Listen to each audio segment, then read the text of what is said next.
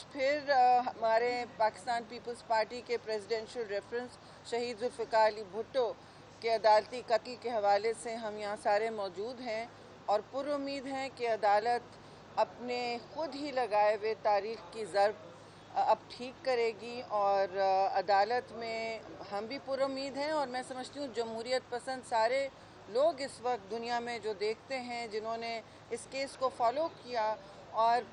پاکستان کی جمہوری تاریخ پر جو کاری ضرب لگی ہے اس کے حوالے سے کوئی نہ کوئی ازالہ ہو، اس کے ہم منتظر ہیں۔ تاریخ کا بھی عدالتی قتل ہوا ہے یہاں پہ، تو اس کے حوالے سے ساری نظریں اس عدالت پر ہیں۔ آج قاضی فائز عیسیٰ کے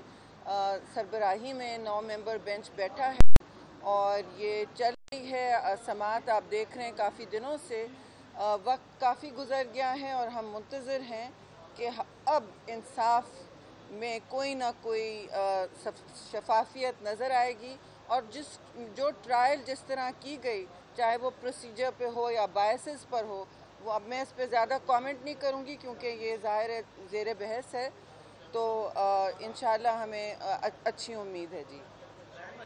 آپ بتائیے، موسم تو سرد ہے لیکن باقی چیزیں بڑی سیاسی طور پر تو بڑی گرما گرمی ہے، اور ہماری کوشش ہے کہ جو سیاست میں ابال آیا ہوا تھا اور ملک میں ایک تقسیم کی سیاست جڑ پکڑ رہی تھی، اس کو ہٹائیں اور قوم کو اس وقت اسٹیبلٹی، استحکام اور کسی نہ کسی ہیلنگ کی طرف لے کے جائیں، جیسے پیپلز پارٹی کہتی رہی ہے۔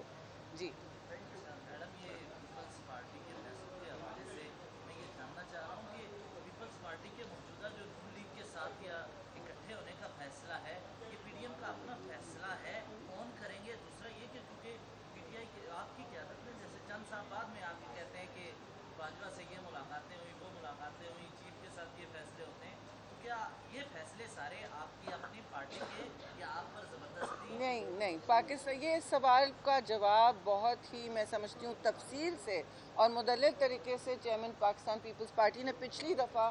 سماعت کے بعد یہ جواب دیا ہے، تو اس کا تو اب کوئی بنتا نہیں۔ ظاہر ہے ہم جمہوری قوتیں، ہمارے پاس وہ نمبرز ہیں، لیکن ہم نے کسی کے ساتھ زور زبردستی نہیں کی، ہم نے گریسفلی کہا کہ ہمیں جو بھی اپروچ کرے، اور پی ڈی ایم کی جماعتوں نے، نون لیگ نے کیا، پی ڈی ایم کی جماعتوں نے نہیں، اور ہم ان کے ساتھ حکومت سازی کے عمل میں اس طرح ڈسکشن کر رہے ہیں کہ ہم فیڈرل کیبنٹ میں نہیں ہوں گے، لیکن آپ کو پتہ ہے کہ پی ڈی ایم تو کب کی ختم ہو گئی ہے۔ اس وقت تو سیاست کی جو بال ہے وہ تو ہم منتظر ہیں اب کہ پروسیس آگے چلے جمہوری اور آئینی، اور میں افسوس سے دیکھ رہی ہوں کہ پریزیڈنٹ صدر عارف علوی نے اپنے آئینی فرائض سے دستبردار ہوتے ہوئے پھر ایک ایسا عمل اختیار کیا ہے جس سے ان کی ساکھ پر، ان کے عہدے کی ساکھ پر افسوسناک ایک ضرب پڑ رہا ہے۔ وہ یہ کہ انہوں نے ابھی تک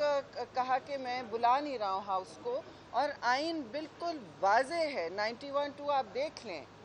کیا کہتا ہے کہ 21 دن میں بلانا ہے، ہر حال میں سیشن، ووٹنگ ہونی ہے پرائم منسٹر کی 169 کی میجورٹی پر، اور آگے بڑھنا ہے۔ تو اس میں کوئی لچک نہیں ہے، اور پھر وہ آئین شکنی کے کیوں مرتب ہونے چاہتے ہیں؟ جی ہاؤس پورا ہونا ہو، 21 تو ہے نا، خواتین کی نشستیں، یہ تو اب الیکشن کمیشن کے ہاتھ میں، ٹائم پر کریں تو ہوگا۔ آپ سنی اتحاد آگے بڑھے، اپنا کام کرے، الیکشن کمیشن کے ہاتھ میں۔ جی تھینک یو۔